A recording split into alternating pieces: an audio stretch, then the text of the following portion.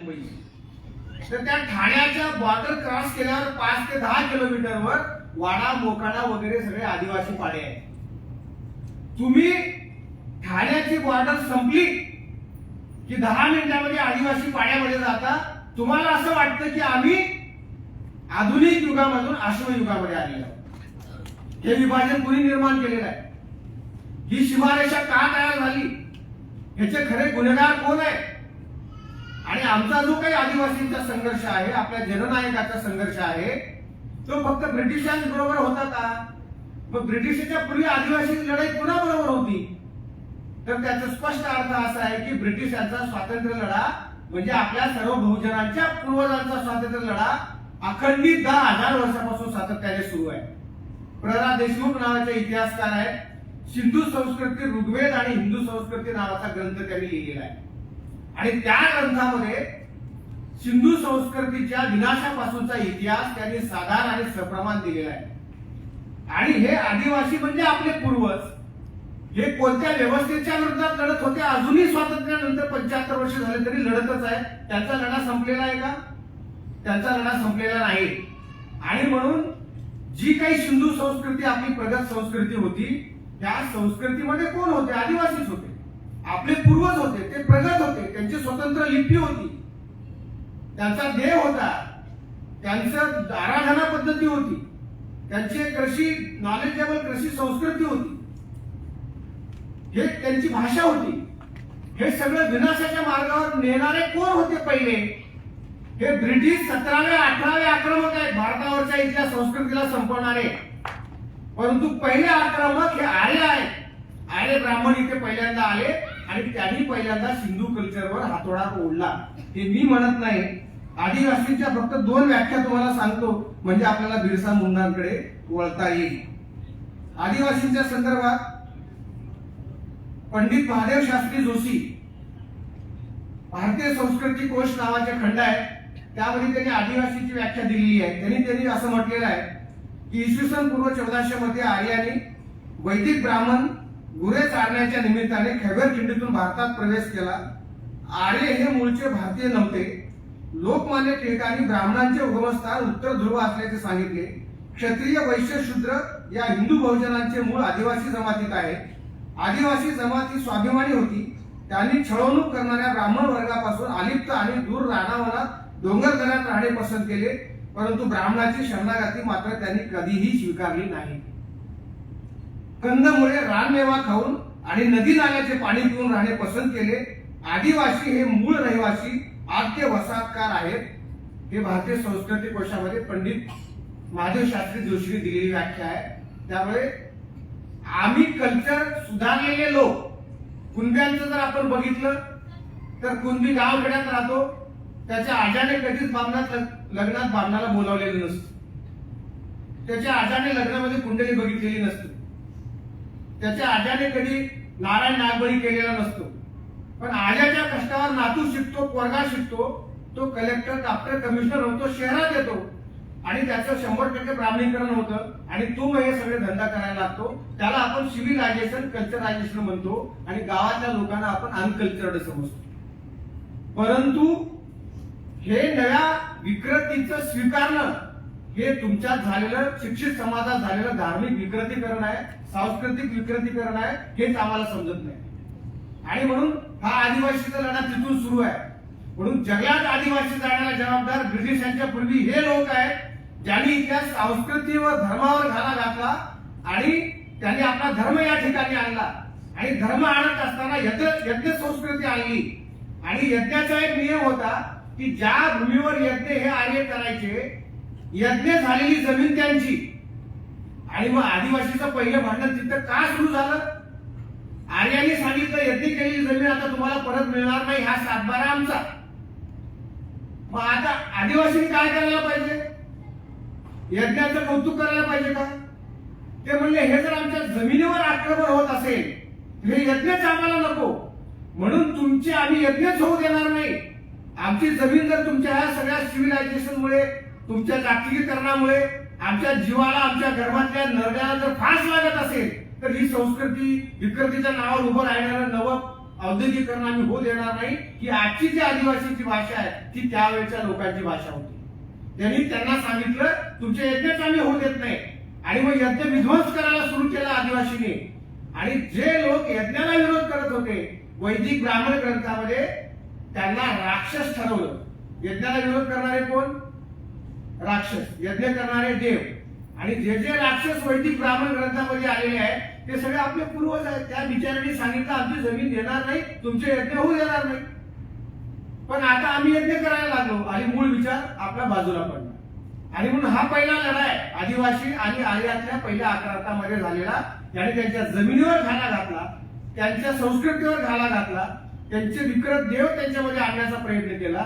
आणि म्हणून जे काही सोकाळ समाज होते त्यांची समरस झाले, त्यांच्यामध्ये त्यांनी त्यांची गुलामी स्वीकारली, कल्चर स्वीकारलं, ते सुशिक्षित झाले, त्यांनी त्यांचा धर्म स्वीकारला, त्यांचे देव स्वीकारले. आणि ज्यांनी कधीच शरणागती पत्करली नाही, आपल्या सिंधू कल्चर मुळे राहिले, ते म्हणजे आदिवासी झाले. व खरे पराक्रमी कोण आहे त्या देशातले? आजही आदिवासीमध्ये महादेव आणि पार्वती, सिंगबोंगा आणि चंडीबोंगा हे दोनच देव आहेत. हे वैदिक ब्राह्मण देवामध्ये यांची यादीमध्ये नोंद नाही. हे सिंगबोंगा चंडीबोंगा हे जे आहे ते सिंधू कल्चर मधले महादेव आणि पार्वती आहे. आणि म्हणून हे देव त्यांनी स्वीकारले. त्यांच्या लग्नामध्ये ब्राह्मण पुरोहित नाही, सत्यनारायण नाही, तुमच्यासारखी कुंडली नाही, आणि आदिवासी आत्महत्या करत नाही, आदिवासीमध्ये भ्रूण हत्येचं प्रमाण नाही. आणि सर्वात क्रांतिकारक गोष्ट काय असेल तर आदिवासी कितीही गरीब झाला तर भीक मागताना तुम्हाला एकही आदिवासी जगाच्या कोपऱ्यात कुठेच दिसणार नाही. हे सिंधू जे सिंगबोंगा आणि चंडीबोंगाचं कल्चर आहे, भीक मागणारे आम्ही नाही. ब्रिटिशांबरोबर जेव्हा पहिला आदिवासीचा संघर्ष सुरू झाला तेव्हा त्यांनी सांगितलं, ब्रिटिशांनी कमांडरने तिथल्या आदिवासींना सांगितलं की तुम्ही हा भूप्रदेश सोडून जा, तुमचं जंगल आमच्या हवाली करा. तेव्हा आदिवासी जननायकांनी तेव्हा ब्रिटिशांना सांगितलं की तुम्ही हे जंगल सोडून जा म्हणणारे तुम्ही कोण? तुम्ही उपरे आहे, आम्ही या भूमीचे मालक आहोत. उलट आमचं म्हणणं आहे की हा देश सोडून तुम्ही परांगदा व्हा, तुमचे पांढरे पाय आणि आमच्या काळ्या भूमीला लागू देणार नाही, ही आदिवासींची प्रतिज्ञा होती. तो आदिवासी आम्हाला कधी समजलाच नाही. फक्त आमच्या नालायक लोकांनी आदिवासींच्या स्त्रियांचे अर्धनग्न फोटो काढले, त्यांना ऑस्करचे पुरस्कार मिळाले, त्यांना फोटो फ्रेम मध्ये संकलित केलं गेलं, आणि जगभर आदिवासी म्हणजे हे त्यांचं कौतुक केलं गेलं. पंचतारांकित शेवट स्टार महालामध्ये राहणारे लोक आपल्या बेडरूम मध्ये आदिवासीचं शिल्प लावायला लागले, नग्न शिल्प. आदिवासी आहे तिथेच आहे, ती म्हणजे प्रगती आहे का? आणि तुम्ही बघा का आदिवासी अस्मिता आपल्याला घ्यावी लागते? अरे आदिवासी हजारो वर्षापासून आहे तिथेच आहे. आम्ही तर म्हणतो की प्रभू रामाला किती वर्ष वनवास घडला? किती वर्ष घडला? 14 वर्ष प्रभू राम वनवासात गेले, त्याच्यावर रामायण तयार झालं. 10,000 वर्ष जर आमचे आदिवासी बांधव जंगलामध्ये राहत असतील तर कोणतं महाकाव्य त्यांच्यासाठी निर्माण व्हावं लागेल याचा तुम्ही विचार करा. यांचे दुःख आणि वेदना लिहायला एखादी तरी लेखणी पुढे येणार आहे का? पण नकली ढोंगी लोक उभे राहिले या भारतामध्ये, आणि आदिवासीच्या कल्याणाची पुस्तकं त्यांनीच लिहिली, आदिवासीची संस्कृती त्यांनीच लिहिली, आदिवासीचे चित्र त्यांनीच काढले, आदिवासीसाठी शाळा त्यांनीच काढल्या. बाबा आमटे, अभय बंग, राणी बंग, कोण आहे ते? आदिवासी आहे तिथे आहेत. मेघा पाटकर, जे जे लोक आदिवासीसाठी काम करतात, जे नॉन आदिवासी आहेत, हे अब्जाधीश झाले, करोडपती झाले, यांना पद्मविभूषण, पद्मश्री पुरस्कार मिळाले. आणि आदिवासी कधीच आपल्या झोपडीच्या बाहेर आला नाही, कारण त्याला हे प्रबोधनाचा विचार त्याच्या डोक्यापर्यंत कधी जाऊ दिले. आणि म्हणून स्वातंत्र्याचं पहिलं समर हे चोतांड आहे, ते भटपाण्याचं बंड होतं. ते महात्मा फुल्यांचं विधान 100% खरं आहे. त्यापूर्वी ब्रिटिशांच्या विरोधात 1757 पासून जी प्लासीची लढाई झाली तेव्हापासून ब्रिटिशांना पहिले विरोध करणारे जर कोण होते तर ते या देशातले आदिवासी होते. आणि त्यापूर्वी 400 वर्ष अगोदर ब्रिटिशांचा पहिला विरोधक जर कोण होता ते महाराज छत्रपती शिवाजी महाराज हे ब्रिटिशांचे विरोधक होते. जेव्हा मुंबई बंदर आणि सुरतच्या बंदराच्या वखारवाल्यांनी ब्रिटनच्या राणीला पत्र लिहिले आहे की जोपर्यंत छत्रपती शिवाजी या भारतामध्ये जिवंत आहे तोपर्यंत ब्रिटिशांचं साम्राज्य या भारतभूमीवर निर्माण होणं अशक्य आहे, कारण तो आम्हाला या भूमीत पाय ठेवू देणार नाही. महाराजांचे तसे लेखी आदेश आहेत. आणि म्हणून ही परंपरा आहे. आपल्याला हे प्रबोधन जोपर्यंत आम्ही जोडणार नाही तोपर्यंत आपल्याला पुढे जाता येणार नाही. ही व्याख्या महादेव शास्त्री जोशीची आहे. मग ह्या व्याख्यामध्ये आपण बसतो की नाही?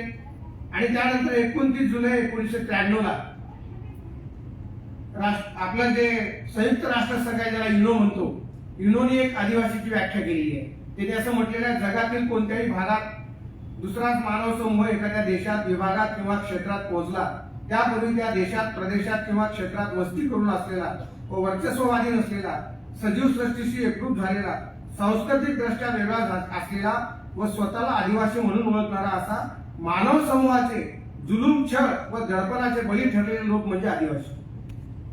ही आपली युनोची संयुक्त राष्ट्रसंघाची व्याख्या आहे. संयुक्त राष्ट्रसंघाने नंतर आदिवासी दिन वैश्विक घोषित केला.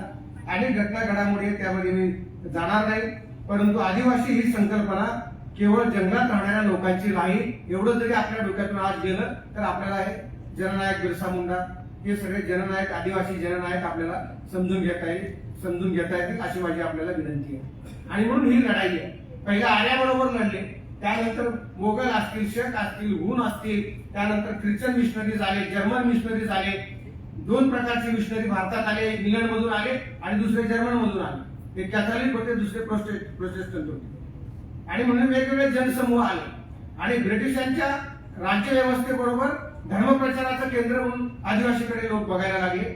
आदिवासी जनसमूहात हे लोक गेले, तिथे प्रचारक आले आणि त्यांनी अनेक आदिवासींचं ख्रिश्चन धर्मांतर केले. आणि मग हे ख्रिश्चन धर्मांतराच्या माध्यमातून अलीकडे जेव्हा हेडगेवार गोळवलकरांनी किंवा गांधीने तर ठक्कर बापाच्या माध्यमातून हे हरिजन आणि गिरिजन असं त्यांना नाव दिलं होतं. आणि मग RSSने एक नवा फंडा काढला की यांना आदिवासींना मूळ मालक ठेवायचंच नाही, यांना भिकारी बनवायचं. म्हणून त्यांनी वनवासी कल्याण आश्रम काढले आणि आदिवासींना वनवासी म्हणायची प्रथा त्यांनी सुरू केली. आता घरच्या मालकाला भिकारी केल्यासारखं आहे.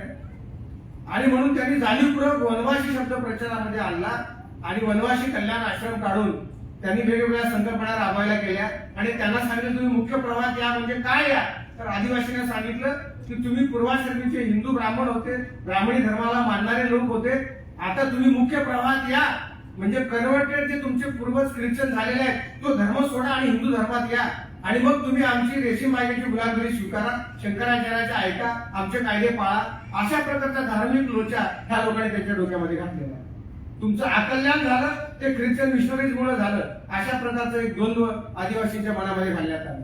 आणि तिसऱ्या बाजूला जो आदिवासी आहे तो ना ख्रिश्चन आहे ना तो हिंदू आहे. तो खरा मूळ शिंगभोंगा आणि चंडीभोंगा आदिवासी सिंधू कल्चरला मूळ भारतीय धर्माला मानणारा आहे. याचा आपल्याला प्रत्येकाला अभिमान वाटला पाहिजे. ते मूळ खरे आपले लोक आहेत ज्यांनी या देशाची संस्कृती जतन केली. ब्राह्मणीजमला हे लोक बळी पडले नाही. आणि म्हणून एका बाजूला ब्रिटिशांच्या विरोधात जरी लढाई त्यांची दिसत असली तर त्यांचा लढा 2 टप्प्यावर आहे. त्यांचा लढा हा धार्मिक ब्राह्मणी व्यवस्थेने त्यांना गुलाम करून जंगलात धाडलं. त्याला ब्रिटिश कारणीभूत नव्हते, ब्रिटिश नंतर आले, पण त्याआधीच आदिवासी जंगलामध्ये कोणामुळे गेले हा सुद्धा विचार करणं आपल्याला गरजेचं आहे. आणि म्हणून हे द्वंद्व जोपर्यंत आपलं सुटत नाही तोपर्यंत आपल्याला आपली भूमिका नीट पुढे घेऊन जाता येत नाही. हे त्या दिशेनं आपण जर केलं तर हा आदिवासीचा संघर्ष आपल्याला नीट समजून घेता येईल, नीट त्या पद्धतीने पुढे जाता येईल. आणि म्हणून हा आदिवासीचा जो लढा आहे, आदिवासी अस्मिता ही मानव समूहाची अस्मिता आहे. तिला भौगोलिक सीमाचे समूह आपल्या मूळ संस्कृती शोधण्याच्या जेव्हा प्रयत्नामध्ये जाईल तेव्हा आपल्या सगळ्या मानवी समूहाचं मूळ हे आदिवासींच्या मुळापर्यंत जाईल. हे याच्यापेक्षा दुसरं काही सत्य असू शकत नाही. आणि म्हणून हे जर आपण आदिवासी, बिगर आदिवासी, सर्व बहुजन समाजातल्या सर्व धर्मीय भावनांमध्ये आपण हे मांडण्यामध्ये यशस्वी. ही माहिती आम्हाला कशी मिळाली तर त्यांचा ब्रिटिशांबरोबर संघर्ष झालेला असल्यामुळे तेव्हाच्या ब्रिटिश कमिशनरनी, कमांडरनी, पोलीस अधिकाऱ्याने, प्रशासनाने, कोर्टने, जेलने त्यांचे जे जे काही रेकॉर्ड जपून ठेवले, ते जे दस्तऐवज आपण शोधले, त्यातून थोडंफार चरित्र ह्या आपल्या महानायकांचं पुढे आलेलं आहे. म्हणून त्या दृष्टीने सुद्धा ब्रिटिशांचे उपकार आहे की किंवा साधनं तर त्यांनी जपून ठेवली. मग आता बिरसा मुंडा आम्हाला कसे समजले तर बिरसा मुंडा यांना काही फाशी झाली नाही, पण अटक झाल्यानंतर रांची जे आहे झारखंडमध्ये, आता त्याला आपण झारखंड म्हणून, पूर्वी बिहार, त्याला छोटा नागपूर म्हणतात. तर हे जे झारखंडचा प्रदेश आहे तिथे रांची नावाचं मुख्यालय आहे. रांची पासून 60 किलोमीटर अंतरावर बिरसा मुंडाचं गाव आहे. आम्ही 2007 साली झारखंडला गेलो होतो, रांचीला पण गेलो होतो. त्यांच्या जन्मगावी आणि त्यांचं जे स्मारक रांचीमध्ये उभं केलेलं आहे तिथं सुद्धा आम्ही जाऊन आलो. धनबाद नावाचं एक मोठं शहर झारखंडमध्ये आहे.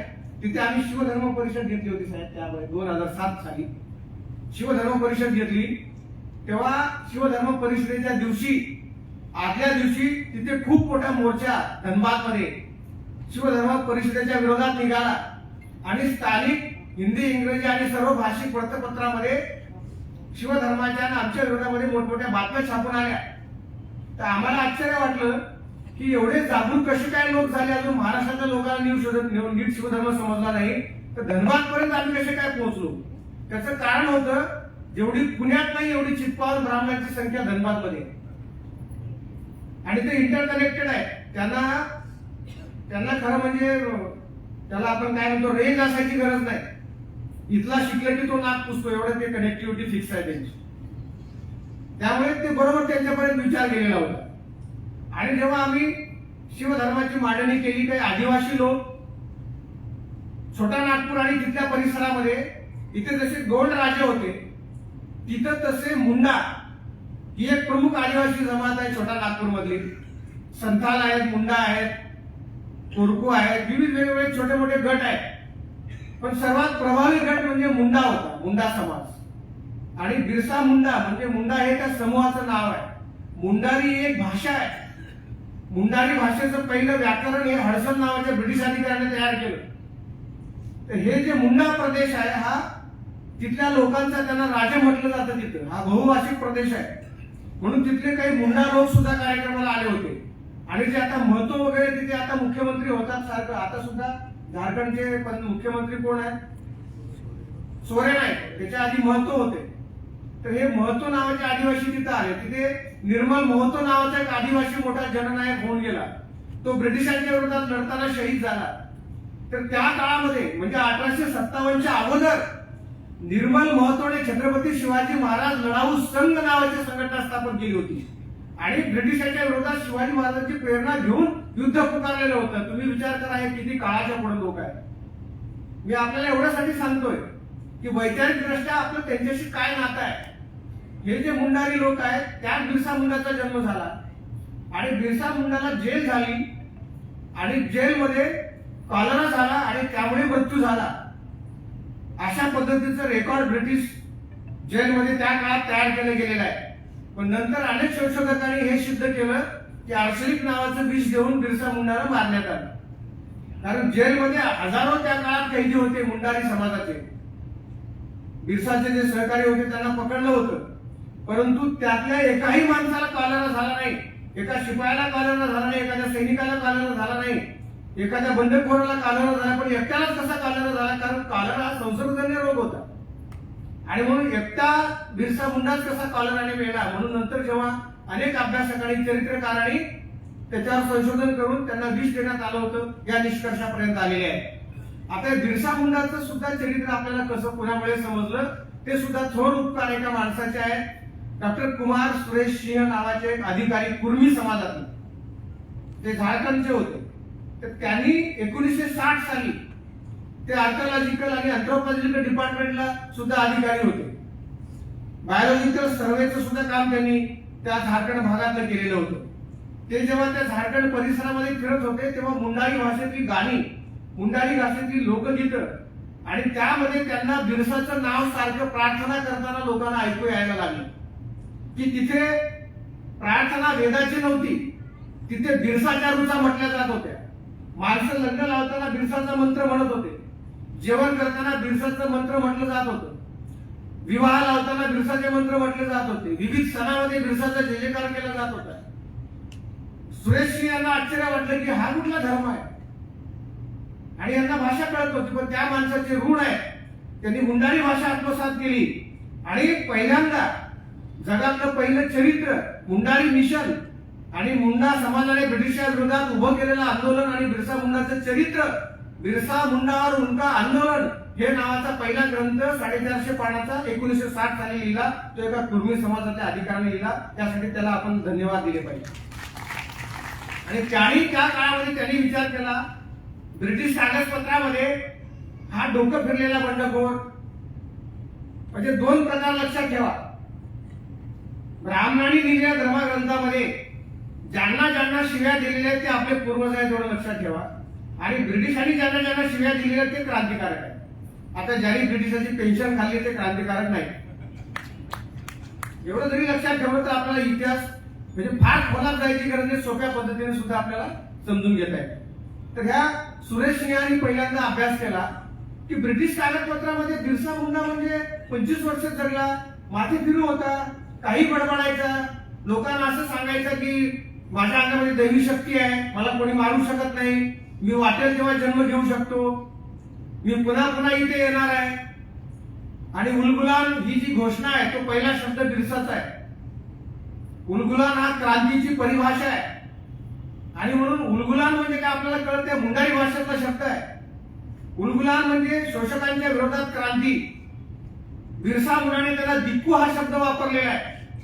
दिक्कू म्हणजे कोण, तर दिक्कू म्हणजे ब्राह्मण पुरोहित, ब्रिटिश सरंजामदार, जहागीरदार, राज्यकर्ते, ठेकेदार, व्यापारी, भगत, जे जे लोक आदिवासीच्या संस्कृतीवर, धर्मावर आणि त्यांच्या मालमत्तेवर, जमिनीवर, झाडापालावर, पाणपटण्यावर जे आक्रमण करून आदिवासीला बेदखल करतायत ते म्हणजे दिक्कू.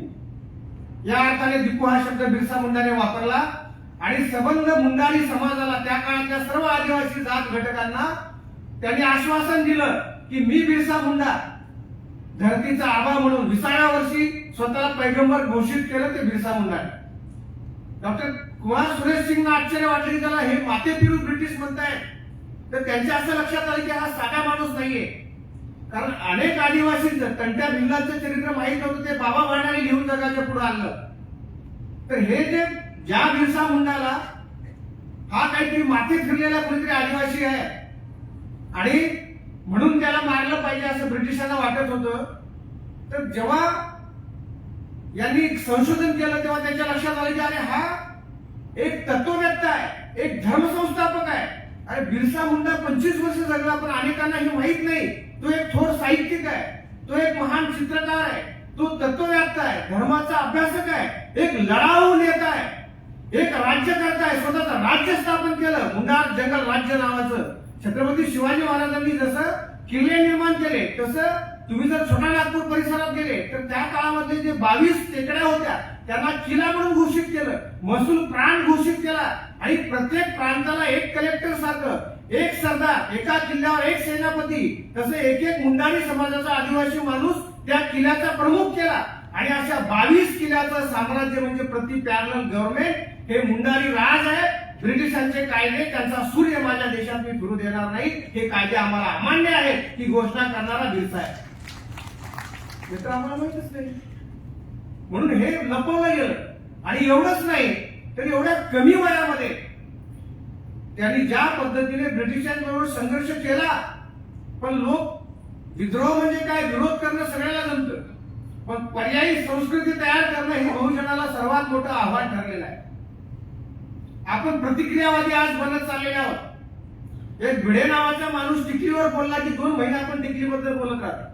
सगळ्या फेसबुक व्हॉट्सअपवर टिकलीच्या कविता, टिकली कशी चांगली, काही येणारी तर टिकलीला रक्ताभिषेक कसं चांगलं होतं डॉक्टर बायकांनी लिहिलं. त्यांच्या पदव्या घरामध्ये डॉक्टर साहेब काढून घेतलं पाहिजे, ब्रिगेडचं राज्य आलं ना असं सगळे हातपार करून टाकतात. काय कामाचे नाही, सगळे शिकले भुकले वाया गेले. काय कामाचे, डॉक्टर एवढी झाली बाई म्हणजे टिकली लावल्यावर अंगातलं ऊर्जा चक्र जागृत होतं, रक्ताभिसरण हार्ट अटॅक येत नाही, तर तिचा गळा दाबला पाहिजे. कशाला जन्माला आली तू? अरे आमची ही बघा जाधव 22 वर्षाची पोरगी आहे, काय बोलत होती, कसला आत्मविश्वास आहे, जगाला लाट मारायची ताकद विचारात आहे. ती जिजाऊ आणि सावित्रीच्या लेखीमध्ये निर्माण झाली, अहिल्याबाईच्या विचारामध्ये निर्माण झाली पाहिजे. अरे नपुसकाचं सीन आणि दुर्बळाची अहिंसा याला व्यवहारामध्ये कवडीची किंमत नाही. कोण विचारतं तुमच्या असल्या स्वतःला? नवसाला लेकर होतात तर वर स्वर्ग आहे, माती आहे, दगड आहे.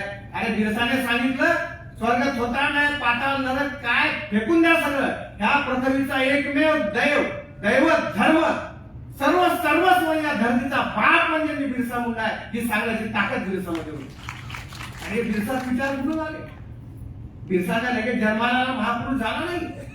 बिरसाला आपली विरासत माहित होती, सिंगभोंगा, पार्वती, महादेव, सिंधू संस्कृती, आपलं कल्चर काय. आम्ही धनबाद मध्ये शिवधर्म परिषद घेतली, आदिवासी लोक होते कार्यक्रमाला, महिला होत्या. त्यांनी आम्हाला एकच विचारलं, हे शिवधर्म म्हणजे नवीन काय याच्यामध्ये. तेव्हा आम्हाला मोठ्या गौरवानं आम्ही सांगितलं की आमचे विवाह, आमचे विधी ब्राह्मण लावणार नाही, आमच्याकडे पुरोहित असणार नाही. ते आदिवासी हसले. एका आदिवासी एकाने बातम्या सांगितलं तुम्ही किती मागासलेले आहे. आम्हाला वाटलं काहीतरी नवीन विचार असेल. तुम्ही सांगितले की तुमचे विधी ब्राह्मण पुरोहित करणार नाही. त्यांनी सांगितलं गेल्या 10,000 वर्षापासून आमच्या आदिवासी समाजामध्ये आमचं जर लग्न असेल, आम्ही स्वयंपाक करून ठेवला असेल आणि तिथून चुकून जरी ब्राह्मण गेलं त्याची सावली पडली, ते सगळं अन्न आम्ही फेकून देतो. तुम्ही काय घेऊन बसले? त्याला खरे साष्टांग दंडवत, ते खरे महादेवाचे वारस आहे. त्याला आम्ही सगळे दुसऱ्याच्या कल्चरला लागून आम्ही आमचा सत्यानाश केलेला आहे. चळवळीत येऊन जय जिजाऊ जय शिवराय म्हणतो, घरी गेल्यावर दुसरेच फोटो आहेत तुमचे. मायच्यान कुणालाही फसवा, स्वतःला फसवू नये. आमचं काय म्हणणं नाहीये, जबरदस्ती नाही, प्रबोधन जबरदस्ती करता येत नाही. तुम्हाला वाटलं तर बदल होईल. तुम्हाला जर वाटलं की आता मन की बात मोदी सगळं करणार आहे, तर तुमचं मरण कोणीच वाचू शकत नाही. तुम्ही स्वतः मृत्यूला भेटायला आनंदाने चाललेले आहात आणि दुर्दैव असं आहे की तुम्हाला वाटतं की आता मी विश्वगुरु व्हायला चाललेलो आहे आणि मला काहीतरी मोठा पुरस्कार मिळणार. मेलो तर मेलो, पण मला स्वर्गात चांगली व्यवस्था आपली होणार आहे. हे रोमॅन्टिसिझम तुमच्या डोक्यामध्ये घातलेलं आहे, त्यामुळे खरा प्रश्न निर्माण झाले. म्हणून बिरसा मुंडा हे चरित्र साक्षरपणाने पुढे आलं पाहिजे. आणि म्हणून बिरसा मुंडा म्हणजे एक लढाऊ, कुणीतरी एक सैनिक एवढ्या पुरता मर्यादित नाही. कारण तो माणूस 25 वर्ष जगला. 25 वर्षाच्या काळामध्ये ज्या पद्धतीने लढा दिला, जे बिहार आहे, बंगाल आहे, ओरिसा आहे, त्यांच्याशी आपला महाराष्ट्राचा काय संबंध आहे हे सुद्धा सांगतो, म्हणजे आपल्या लक्षामध्ये येईल. कारण सगळा भारतच एकमेकाशी इंटरलिंक आहे. तुम्ही ग्रामीण कल्चर बाजूला काढले की सगळं आपलंच दिसतंय. तुम्ही साधा विचार करा, ओरिसा और बंगाल बरोबर आपला काय संबंध आहे? तर संभाजी महाराजांच्या हत्येनंतर मराठी साम्राज्याची वाताहत झाली. औरंगजेबाला शाहूने पकडलं. अनेक वर्ष जेलमध्ये संभाजीराजांच्या येसुबाई राणी साहेब आणि शाहू औरंगजेबाच्या जेलमध्ये होते. औरंगजेबाचा मृत्यू झाल्यानंतर शाहूची सुटका झाली आणि साताऱ्याला शाहू, पहिला शाहू संभाजी पुत्र, त्यांनी साताऱ्याला राज्य स्थापन केलं. आणि त्या पहिल्या शाहूच्या काळामध्ये अनेक पराक्रमी वीर योद्धे निर्माण झाले. त्यात होता एक रघुजी भोसले, ते नागपूरचे, तुम्हाला माहित असेल ना रघुजी भोसले. तर रघुजी भोसलेला ओरिसा, बंगाल, कटक, आटक पर्यंत सगळं हे प्रदेश, इथला महसूल वसूल करण्याचे अधिकार शाहू छत्रपतींनी दिले होते. आणि डायरेक्ट संबंध जो मराठ्यांचा होता तो ओरिसा, बिहार, बंगाल या प्रांताशी पहिल्यांदा आलेला आहे. आता हे जे मुंडा लोक होते, जे मुंडारी छोटा नागपूरमध्ये होते, आता तुम्हाला ज्यांना भूगोल माहित असेल त्यांना हे माहित असलं पाहिजे की ओरिसा मधून बेंगॉलला तुम्हाला जायचं असेल तर, कारण बेंगॉलला ब्रिटिशांची छावणी होती, ओरिसातून बेंगॉलला जायचं झालं तर हा छोटा नागपूरचं जंगल होतं. आणि हे मराठे काय करायचे की ह्या छोटा नागपूरच्या जंगलातून अचानक जाऊन ब्रिटिशांवर बेंगॉलमध्ये जाऊन हल्ला करायचे आणि ब्रिटिशांची संपत्ती लुटायची, त्यांना परेशान करायचे. तर ब्रिटिश परेशान झाले होते. पहिल्यांदा ब्रिटिश हे छोटा नागपूरकडे काय आले की या जंगलातून मराठे काय येतात, म्हणून त्यांनी बिरसा मुंडा आणि आदिवासी सैन्याला त्यांनी एक आव्हान केलं होतं की आम्ही तुमच्या जमिनीला हात लावणार नाही, फक्त तुम्ही मराठ्यांना मदत करू नका. कारण त्यांना तुमच्या भूप्रदेशात तुम्ही वाढ देता. पण मधल्या काळामध्ये काय झालं की मराठ्यांचे मुंडा समाजाचे एवढे चांगले संबंध तयार झाले की ह्यांचं जे काही युद्धतंत्र होतं, शिवछत्रपतींचं ज्याला गनिमी कावा आपण म्हणतो, तो सगळा प्रगत कावा मुंडारी समाजामध्ये सुद्धा होता. तुकाराम महाराजांनी पायकीचे अभंग लिहिलेले आहे आणि त्याला पायकी नृत्य हा मुंडारी समाजाचा अविभाज्य भाग आहे.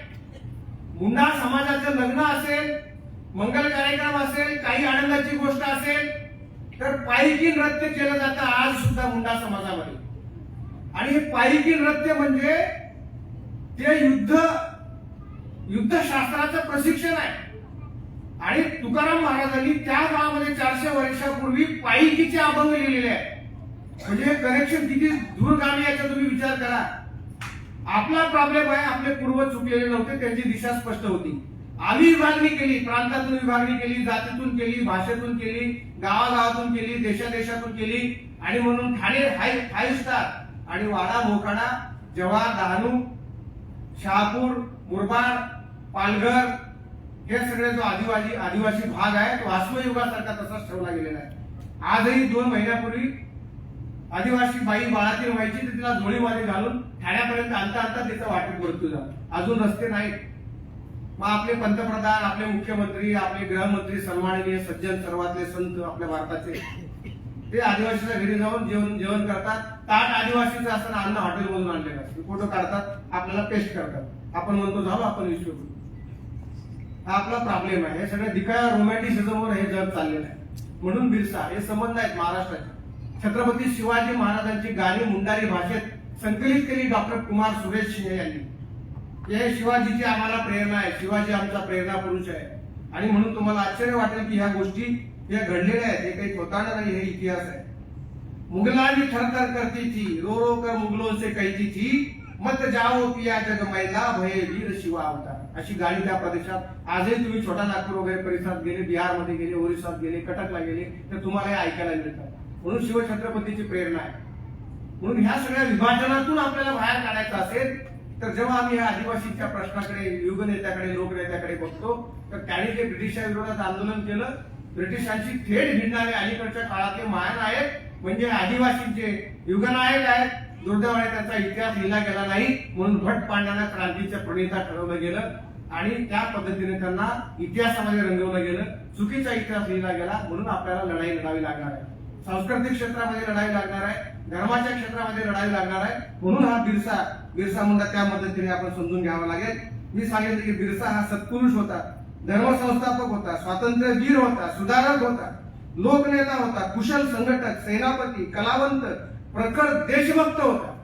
बिरसाबद्दल आख्यायिका आहे की तो जेव्हा बासरी वाजवायचा ना तर निष्प्राण प्राणी सुद्धा जंगलातले झाडं डोलायची आणि प्राणी सुद्धा धावत त्याच्याकडे यायचे. एवढे त्याच्या संगीतामध्ये ताकद होती. इतकं त्याचं संगीतावर प्रभुत्व होतं. कलाकार होता, चित्रकार होता. आणि म्हणून हा जो बिरसा आहे त्या बिरसा मुंडाच्या संदर्भात त्याचं चरित्र यायला 60 वर्ष लागली. आपल्याला माहित आहे की बिरसावर आता एक डाक तिकीट आलेलं आहे. त्याच्यानंतर पार्लमेंटमध्ये बिरसाचा फोटो 1989 ला लागला. रांची विमानतळाला आता बिरसा मुंडाचं नाव दिलं गेलेलं आहे 1990 मध्ये. 1998 ला राष्ट्रपतीच्या हस्ते बिरसा मुंडाचं संसद भवनाच्या परिसरामध्ये शिल्प उभं केलं गेलेलं आहे. आणि बिरसा कोणाला कधी माहीत झाला तर साधारणतः 20-22 वर्षापूर्वी ज्याच्या घरामध्ये बिरसा मुंडाचा फोटो असेल, जो कोणी बिरसा मुंडाचं नाव घेईल त्याला डायरेक्ट नक्षलवादी घोषित केलं जातं. त्यामुळे कोणीच बिरसा मुंडाचं नाव आदिवासी घेत नव्हते. पायाच्याने घ्यायचं तर काही कारण नव्हतं. परंतु राजीव गांधीची हत्या झाली 91 ला आणि त्यानंतर भारतातला पहिला मरणोत्तर बिरसा मुंडा पुरस्कार केंद्र सरकारने हे राजीव गांधीला दिला. तेव्हा संबंध भारतात जगात चर्चा झाली की एवढ्या राजीव गांधी सारख्या स्वतःचं प्राण अर्पण केलेल्या एका पंतप्रधानाला हा पुरस्कार दिला. बिरसा मुंडा कोण? त्यानंतर उत्सुकता तयार झाली आणि बिरसा मुंडाबद्दल जनसमाजामध्ये चर्चा व्हायला लागली. आणि आता त्याची पुढची गोष्ट म्हणजे 2000 साली झारखंड हे राज्य निर्माण झालं. आणि आपल्याला अजून आश्चर्याची गोष्ट म्हणजे आपले माननीय पंतप्रधान नरेंद्र मोदी साहेबांनी आपल्या मन की बात मध्ये सुद्धा एक बिरसा मुंडावर भाषण दिलेलं आहे, आता अलीकडे.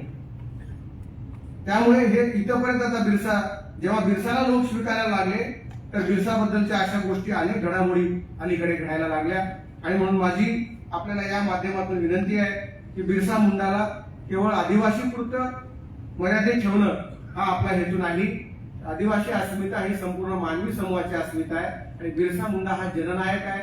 या देशातल्या आदिवासी क्रांतिकारकांचा इतिहास जोपर्यंत लिहिला जात नाही तोपर्यंत भारतीय स्वातंत्र्य लढ्याचा इतिहास हा एक थोतांड आहे, हे पहिला आपण लक्षात घेतलं पाहिजे. जोपर्यंत आदिवासीच्या पराक्रमाची नोंद ब्रिटिश कागदपत्रामधून जे जे मिळेल ते घेऊन पुढे जाणं ही खरी बिरसा मुंडाला श्रद्धांजली राहणार आहे. दुसरा जो मुद्दा आपला अजून एक मुद्दा सांगतो आणि समारोपाकडे येतो. आपल्याला माहिती आहे, मी सांगितलं की बिरसा हा एक वीर योद्धा होता. बिरसाचे आई वडील हे तेव्हा ख्रिश्चन झाले होते.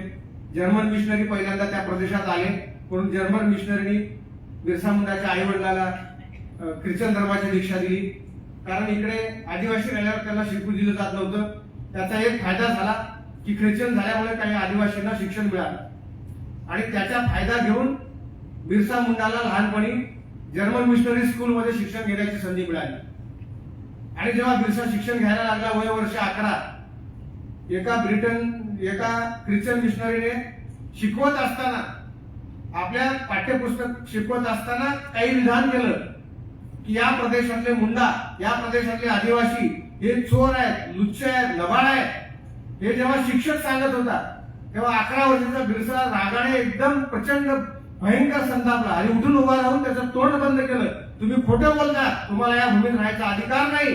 तुम्ही ज्या मुंडाबद्दल बोलताय ज्या संथाला बद्दल बोलताय, ज्या आदिवासी बद्दल बोलताय, हे या देशातले भूमिपुत्र आहेत. ते चोर लुच्चे नाही. उलट तुम्ही आमची भूमी पादाक्रांत केलेली, आमचा देश सोडून चालते व्हा, हे 11 वर्षी सांगणारा गुंडा बिरसा मुंडा किती क्रांतिकारक आहे असं तुम्ही विचार करा. ही त्याची प्रेरणा आहे. आणि तो लढत गेला, संघर्ष करत गेला. ते लोकांचे प्रश्न त्यांनी जाणून घेतले आणि नंतरच्या काळात त्यांनी ख्रिश्चन धर्मही सोडून दिला. आणि त्याने असा विचार केला की अरे हा ख्रिश्चन धर्म आपला नाही, काहीतरी मूळ धर्म आपला वेगळा आहे, मूळ आपली संस्कृती काहीतरी वेगळी आहे.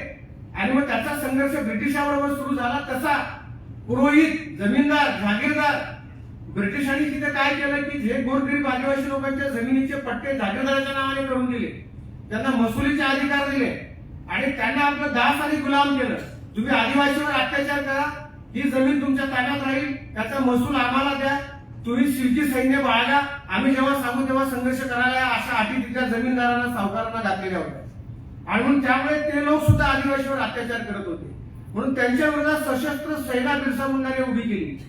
आणि तेव्हा असं लिहून ठेवलेलं आहे ब्रिटिश अधिकाऱ्याने की 5000 किलोमीटर, चौरस किलोमीटर एवढ्या प्रदेशावर बिरसा मुंडाने प्रतिसरकार स्थापन केलं. जसं क्रांतिसिंह नाना पाटलांनी सातारा, सांगली परिसरात 232 गावात पॅरलल गव्हर्नमेंट केलं होतं, तसं प्रतिसरकार हे 5000 स्क्वेअर फूट चौरस किलोमीटर परिसरामध्ये हे बिरसा मुंडाने राज्य निर्माण केलं आणि तिथे स्वतःचे कायदे लागू केले, तिथे स्वतःची सेना उभी केली आणि एका ठिकाणी मोठी सभा घेतली. आणि सभा घेऊन तिथे त्यांनी प्रतिकात्मक ब्रिटिशांचा राणीचा पुतळा तयार केला केळीच्या झाडापासून. आणि हजारो जे आदिवासी जमलेले होते त्यांना सांगितलं की तुम्ही याच्यावर बाण वर्षाव करा, याला तलवारी भाले मारा. आणि त्याचे तुकडे तुकडे झाल्यावर त्याला आग लावायला लावली आणि सांगितलं हे आहे ब्रिटिशांचं शासन आणि तुमच्या सर्वांच्या साक्षीने हे ब्रिटिश सरकारने आज जमीनदोस्त केलेलं आहे, संपवलेलं आहे, त्याचे कायदे संपले. एक प्रेरणा त्यांनी दिली. आणि जेव्हा मग ब्रिटिश फौजा आल्या, कमांडर आले, अनेक प्रकारचे आघात झाले, त्यांच्या सगळ्यांच्या बरोबर ब्रिटिशांकडे बंदुका होत्या, पण असलेल्या शस्त्रास्त्रांशी आदिवासींना एवढं तयार केलं बिरसा मुंडाने की त्यांच्या विरोधात ते साधे आदिवासी लढले, कधीच पराभूत झाले नाही. बिरसा काही कधी कुणाला सापडला नाही. आणि 20व्या वर्षी पैगंबर, धरती आबा म्हणून स्वतःला घोषित केलं. आणि एका प्रचार सभेमध्ये, धर्मसभेमध्ये त्यांनी जेव्हा आपलं मनोगत मांडायला सुरू केलं की माझ्या धर्माची काय तत्व असतील, तेव्हा बिरसाची स्वतःची आई त्या सभेला येऊन बसली. आणि बसल्यानंतर बिरसाचं जेव्हा प्रवचन संपलं तेव्हा आईने आपल्या मुलाला मुलगा म्हणून हात मारल्याबरोबर बिरसा उठून उभा राहिला आणि सगळ्यांच्या देखत तो म्हणाला, आई आता केवळ मी तुझा मुलगा नाही, आता मी धरतीचा आबा झालो आहे आणि मला आता संपूर्ण मानवी समूहाची आता यापुढे मला काळजी करायची आहे. आणि म्हणून 20व्या वर्षी त्यांनी बिरसा धर्म स्थापन केला, त्याला बिरसाईट म्हटलं जातं. आणि त्यांनी बिरसा धर्माची सूत्र सांगितली. म्हणून ते सगळं सांगायला वेळ नाही, परंतु बिरसा धर्माचा संस्थापक, एका बाजूला लढवय्या नेता, तत्ववेत्ता, हा धर्मसंस्थापक, तत्ववेत्ता हे वेगळे गुण अनेक लोकांना असतात. कोणी तत्ववेत्ता असतो पण धर्मसंस्थापक नसतो. तर बिरसा तत्ववेत्ता आहे, चिंतन करणारा आहे आणि धर्मसंस्थापक सुद्धा आहे, स्वतःचा बिरसा धर्म निर्माण केला. एवढंच नाही तर एक महान योद्धा सुद्धा आहे की स्वतःची सैन्य त्याने निर्माण केलं. एवढंच नाही तर एक महान राजा आहे ज्याने स्वतःचं पॅरलल राज्य निर्माण केलं आणि स्वतःची कायदे कानून व्यवस्था त्या ठिकाणी तयार केली आणि ब्रिटिशांचे कानून आणि कायदे या देशातून संपवले. 25व्या वर्षी, 20व्या वर्षी एवढं त्यांनी चिंतन केलेलं आहे. आणि त्या बिरसा धर्माची तत्व त्यांनी सांगितली. त्यांनी सांगितले की कोणत्याही 33 कोटी देवाला मानायचं नाही. आपला एकच देव शिंगभोंगा ही सर्वश्रेष्ठ जगातली शक्ती, चंडीभोंगा आणि शिंगभोंगा, महादेव भोंगा सोडून दुसऱ्या देवाला मानायचं नाही. ही पहिली प्रार्थना आहे, पहिली शिकवण आहे, ही बिरसा मुंडाची शिकवण आहे. ही शिकवण सिंधू संस्कृतीतून आलेली आहे. सिंधू संस्कृतीमध्ये एकच देव आहे, त्याचं नाव महादेव, एकच चंडिका आहे, ती आहे पार्वती. म्हणजे एवढं धर्माचं असिमिलेशन झालेलं असताना सुद्धा जे शिक्षणाच्या प्रभावातून दूर राहिलेल्या वर्गातून जन्माला आलेला बिरसा मुंडा आपल्या मूळ संस्कृतीच्या मुळापर्यंत जाऊ शकतो. त्याचं आकलन किती सर्वश्रेष्ठ असेल त्याचा तुम्ही विचार करा. त्यात अनेक सांगितलं की शूद्र देवताची पूजा करणार नाही, अंधश्रद्धा मानणार नाही, कर्मकांड मानणार नाही, मानवता हे सर्वोच्च मूल्य असेल. आणि त्यांनी सांगितलं कोणी भीक मागायचं नाही आणि कोणी कर्जबाजारी व्हायचं नाही. हे सूत्र घातलेली आहे. सदाचार हा सर्व गुण असेल, खोटं बोलायचं नाही, हिंसा करायची नाही, रक्तपाताने क्रांती होत नाही, कुणावर विसंबून राहू नये. अनेक मुद्दे आहेत. वेळेअभावी मी काही सर्व या ठिकाणी सांगणार नाही. परंतु आजच्या या व्याख्यानाच्या माध्यमातून बिरसा मुंडा हा 25 वर्षाच्या कालखंडामध्ये एक धर्मसंस्थापक सुद्धा होता, एक धर्म त्याने दिला. तुम्हाला आश्चर्य वाटेल, आज सुद्धा बिरसा धर्माचे अनुयायी आहेत. परंतु दुर्दैवाने जसं बहुजन समाजाच्या जातीमध्ये जातीपाती निर्माण झाल्या, तसे आदिवासीमध्ये सुद्धा गट तयार झालेले आहेत. आणि म्हणून हे आदिवासी सुद्धा गट तट विसर्जित झाले पाहिजे. आणि ह्या आदिवासी शूरवीरांनी ब्रिटिशांच्या विरोधात जो लढा दिला तो सबंध भारतीयाच्या स्वातंत्र्यासाठी होता. हा असा इतिहास आता नव्याने लिहिण्याची गरज आहे. तो अभ्यासक्रमात आला पाहिजे, तो पाठ्यपुस्तकात आला पाहिजे. तर नव्या पिढीला आपल्याला हा नीट इतिहास सांगता येईल. पण दुर्दैवाने हेच सरकार जर पुन्हा आलं तर तुमचाच इतिहास शिल्लक राहील की नाही हे काही सांगता येत नाही. 2014 पासूनच सगळं सुरू होईल. ज्यांनी पृथ्वी निर्माण केली आद्य मानव म्हणजे नरेंद्र मोदी, त्याचा मार्गदर्शक म्हणजे मोहन भागवत आणि त्याचा कार्यकर्ता कमांडर इन चीफ म्हणजे शाह. हे 3 माणसावर ग्रंथ रचले जातील. महाभारत यांच्यावर लिहिलं जाईल आणि सगळ्यांना सांगितलं जाईल की याच्या मागे जर कोणी इतिहासाचा विचार करत असेल तर त्यांना या देशात राहायचा अधिकार राहणार नाही. माणसं किती लाचार आहे तुम्हाला माहिती आहे. 50 कोट्यासाठी काय केलं तुम्हाला वेगळं सांगायची गरज नाही. पैसे दिले की काही करतात लोक. त्यांना जर अशी मरणाची टांगती तलवार डोक्यावर ठेवली, ते म्हणतात तूच देव, तर तूच देव, तूच आमचं कल्याण करणार. कारण लोकांना असे काही करायचं नाही. कारण गुलामी लोकांना आवडते. स्वातंत्र्याकरता किंमत मोजावी लागते. किंमत मोजायची दानच बहुजन समाजात राहिली नाही. जोपर्यंत तुम्ही स्वातंत्र्य, हे एरिक फ्रॉमने सांगितलेलं आहे की गुलामी आपोआप मिळते, गुलामी संसर्गाने येते, गुलामी तुम्हाला मागायची गरज नाही. परंतु स्वातंत्र्य मिळवण्यासाठी तुम्हाला संघर्ष करावा लागतो, लढावं लागतं, बलिदान द्यावं लागतं. आणि मिळालेलं स्वातंत्र्य अबाधित ठेवण्यासाठी सुद्धा तुम्हाला सतत संघर्षरत राहावं लागतं, जागरूक राहावं लागतं. म्हणून स्वातंत्र्यासाठी किंमत मोजावी लागते. त्यासाठी क्रांतिकारक महान आहे. त्यासाठी बिरसा मुंडा बलिदान केला, मेला, गुलगुलांची घोषणा दिली आणि सांगितलं मृत्यू होत असताना की बिरसा का मरण नाही, मैं फिर आऊंगा और दिक्कू को खत्म करूंगा. एकही दिक्कू या पृथ्वीतलावर जीवन ठेवणार नाही जो माझ्या आदिवासींना त्रास देतो. त्यांनी अभिवाचन दिलं. ब्रिटिशांनी पकडल्यावर लोकांना सांगितलं रडू नका, अश्रू गाळू नका, मी पुन्हा जन्माला येणार आहे. कारण मी अमर्त्य माणूस आहे, कारण माझा विचार संपणार नाही. मी पुन्हा येणार आहे आणि ही लढाई आपल्याला लढायची आहे. उलगुलान म्हणजे तुकाराम महाराजांनी जे सांगितलं, दया तिचे नाव भूतांचे पालन अनिक निर्धारण कंटकांचे. उलगुलान म्हणजे समता, स्वातंत्र्य, बंधुता, न्यायाचं संरक्षण. केवळ संरक्षण नव्हे, याला प्रतिबंध करणारे हात कलम करणे आणि सज्जनाला अबाधित ठेवणं म्हणजे उलगुलान. ही क्रांतीची परिभाषा आहे. अर्धवट क्रांती ही गुलामीकडे घेऊन जात असते. म्हणून ही बिरसाची प्रेरणा एक जननायक म्हणून आपल्या भारतीयाने जगाने स्वीकारण्याची गरज आहे. उद्या जगामध्ये ज्याप्रमाणे लोक रूट शोधतायत, आपले पूर्वज शोधतायत, म्हणून जगात काही नवे बदल झाले, नव्या पद्धतीने लोक विचार करायला लागले, तर जागतिक महानायक म्हणून सुद्धा बिरसाला मान्यता मिळेल की हा आमचा एक पूर्वज होता. यांनी स्वतःचा धर्म प्रकटन केलं, धर्माचं नवीन धर्म स्थापन केला. म्हणजे काय, शिवधर्मासारखं मूळ विचाराकडे बिरसा गेला आणि त्याला अल्पायुष्य लाभलं खरं म्हणजे. आणि आपल्या बहुजन समाजाचं दुर्दैव आहे, ब्रिटिशांनी जंग पछाडलं, फौज लावली, हेर लावले, मिलिटरी लावली, पण बिरसाला पकडता आलं का? बिरसाला पकडता आलं नाही. पण दुर्दैवाने बिरसा पकडला गेला सोकियाच्या गद्दारीमुळे. सोकियानीच पकडून दिलं. बाबूराव शेडमाच्या बद्दल तेच आहे, संभाजीराजाबद्दल तेच आहे. हा इतिहासाचा कलंक आपण कधी पुसणार आहोत हा खरा प्रश्न आहे. आणि म्हणून हे जे आपल्यातले गद्दार स्वार्थासाठी उभे राहतात, लाचार होतात आणि आपल्या नरडीची घोड घेतात, ते सुद्धा शत्रूपेक्षा खतरनाक आहे, ते आपण लक्षात ठेवलं पाहिजे. आणि म्हणून यांना सुद्धा दिक्कूच्या यादी घालायची आता खरं म्हणजे गरज निर्माण झाली. ही लढाई केवळ एका आदिवासींची नाही, केवळ बिरसा मुंडाची नाही, तर सबंध समाजाला, मानवी जनसमूहाला स्वातंत्र्याकडे घेऊन जाणारा लढा. त्या लढ्याचा एक भाग म्हणजे या देशातल्या आदिवासींचं स्वातंत्र्य समर आहे. आणि म्हणून त्या स्वातंत्र्य समराला भारतीय स्वातंत्र्य युद्धामध्ये केंद्रस्थानी आणलं पाहिजे. त्यासाठी आपला पुढचा संघर्ष असेल तर आपण खरे या भूमीचे सुपुत्र आहोत असा त्याचा अर्थ होईल. एवढंच या ठिकाणी सांगतो आणि समारोपाकडे जाताना एक छोटासा किस्सा सांगतो आणि थांबतो. वेळ खूप झालेला आहे.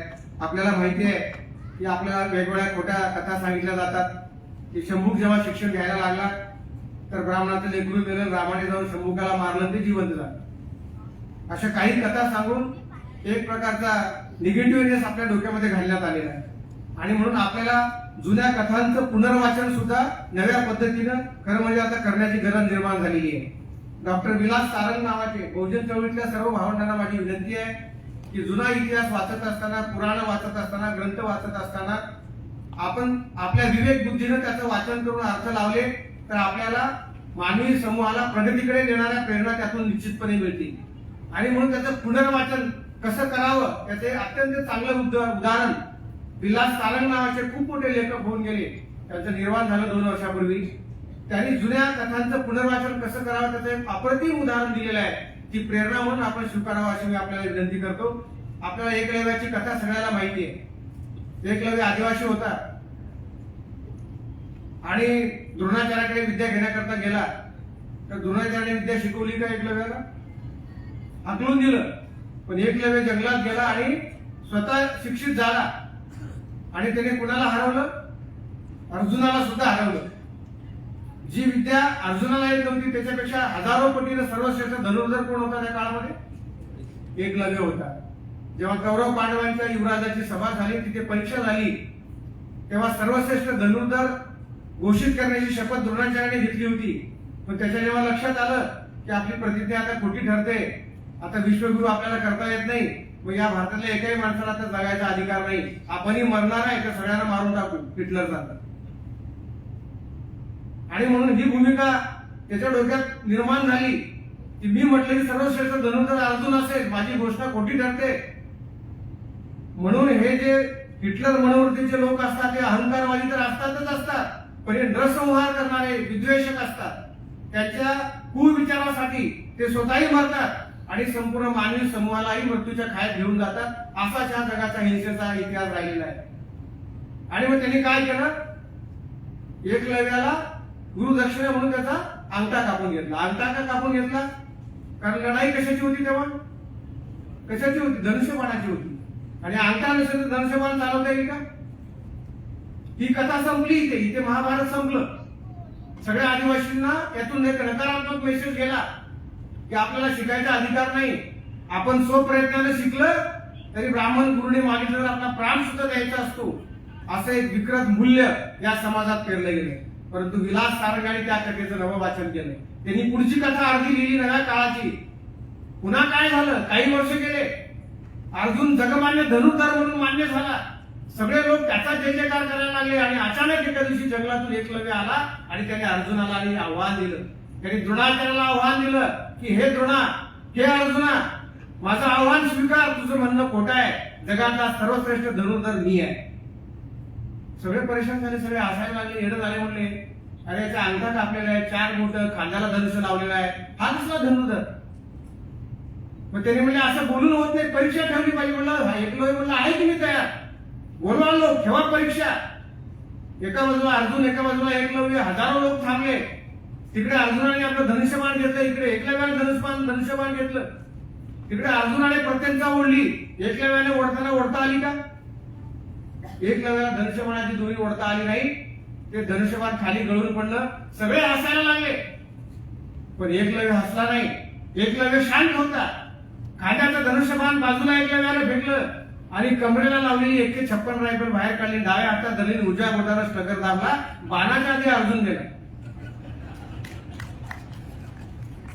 तेव्हा द्रोणाचार्य बोंबलायला लागला, एकलव्य हा तुझा अधर्म आहे, हा तुझा अधर्म आहे. तेव्हा एकलव्य म्हणाला की हे नीच द्रोणा, तुझ्या सर्वश्रेष्ठ धर्मापेक्षा हा माझा धर्म जागतिक दर्जाचा आहे, सर्वश्रेष्ठ आहे, म्हणून हा धर्म जगात टिकला पाहिजे अशी घोषणा एकलव्याने केली. हे त्या कथेचं पुनर्वाचन आहे. म्हणून शिक्षित बहुजन समाजाने धर्मग्रंथातून, ब्रिटिशांच्या कागदपत्रातून, हुनांच्या, शकांच्या, मोगलांच्या कागदपत्रातून तुमचं आकलन नीट असेल तर या ब्लॅक होल डार्क खाली जोडता आल्या पाहिजे की आपला माणूस कसा वागला असेल. आणि बिरसा जाळ की उलगुलान म्हणतो तर तुकारामाची भाषा बोलेल. बिरसा जाळ की धर्माचा विचार करतो तर भगवान शंकर आणि पार्वतीची भाषा बोलेल. एवढा दृढ विश्वास या देशातल्या हजारो बहुजन समाजामध्ये ज्या दिवशी तयार होईल त्यावेळेस नवीन क्रांती या देशामध्ये झाल्याशिवाय राहणार नाही. ती प्रेरणा आपल्याला जननायक बिरसाच्या जीवनचरित्रातून मिळो अशा आशावाद या ठिकाणी व्यक्त करतो आणि थांबतो. जय जिजाऊ, जय श्री.